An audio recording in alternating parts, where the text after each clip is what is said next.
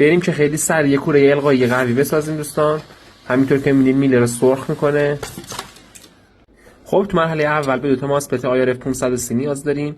پایه های گیت و سورس ماسفت ها رو میایم به واسطه یه مقاومت 10 کیلو اوم به هم متصل میکنیم. خب حالا به 2 تا دیود نیاز داریم برای جلوگیری از جریان معکوس. دقیقاً عین تصویر باید متصل کنید. یکی از پایه گیت به درین اون یکی و یکی از پایه درین به گیت اون یکی. دقیقاً طبق همین تصویر که میبینید دیودهای 14007.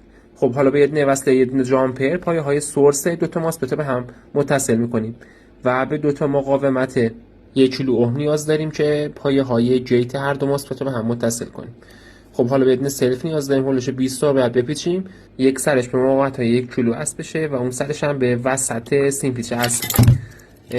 طول سیم پیچ هولوش تقریبا 4 سانت هستش و قطر داخلش هم هولوش تقریبا 2 سانت تا 3 میل هستش.